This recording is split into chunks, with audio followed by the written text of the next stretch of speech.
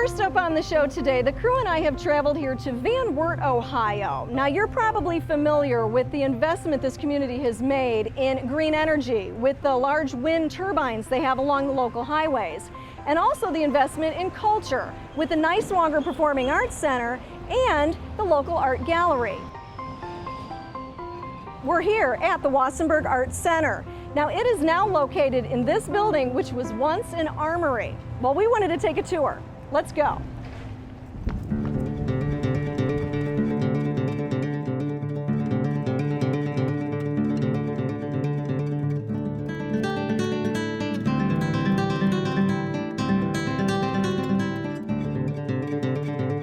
And I am joined now by Hope Wallace, the Executive Director of the Wassenberg Art Center. Hope, thank you so much for having us today. Thanks for coming.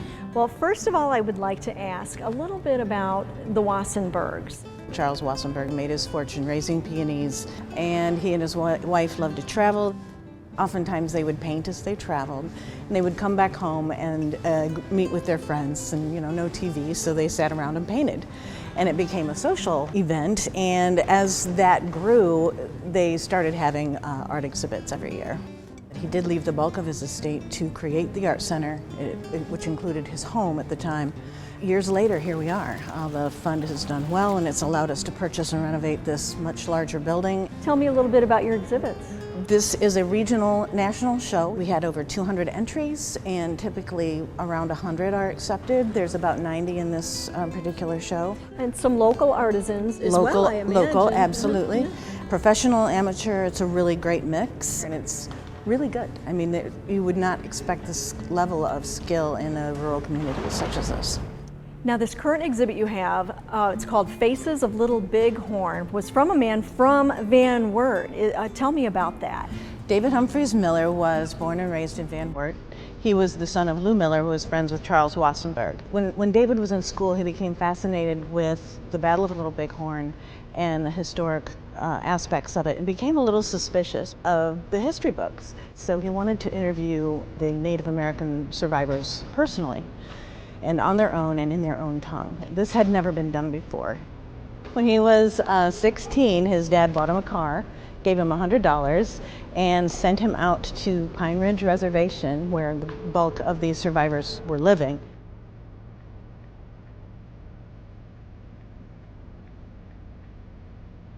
This is John Sitting Bull. This is the adopted son of Sitting Bull.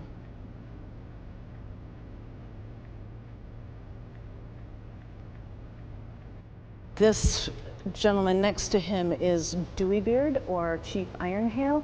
Mm-hmm. Chief Ironhail was the last surviving warrior, Lakota, and he is one of the 3 models for the Indian nickel as well. He was 99 when he died in 1955. And this was painted actually by David's father, Lou. Oh. He has a little bit different style. This is White Cowbull, and through David's research, they think that this is the gentleman that actually shot Custer. So this exhibit now is on loan here for how long? How can folks come to see it? It's here fairly permanently. I mean, we're on a long-term loan, which is under contract, which is eligible for renewal.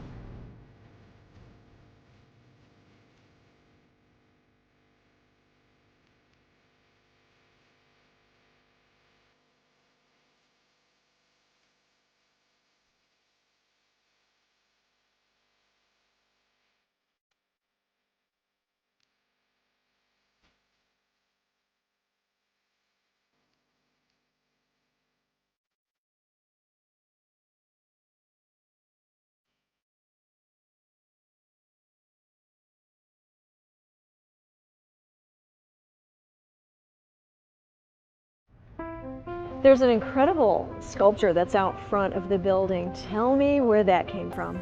That was designed by Michael Bendeley of Delphus, which is just, short ways away. And we wanted something dramatic at the entrance and to add a transition to the art center from the street. And we called up Mike, and he came and just picked up a wood chip, and from that wood chip is born this beautiful portal. If someone was considering coming down to the Art Center. They weren't really sure if they should come. What might you say to someone? We are a small community. We have to be more than an art center. So we're a lot of things to a lot of different people now, which makes us feel much more involved in the community. Everyone's welcome.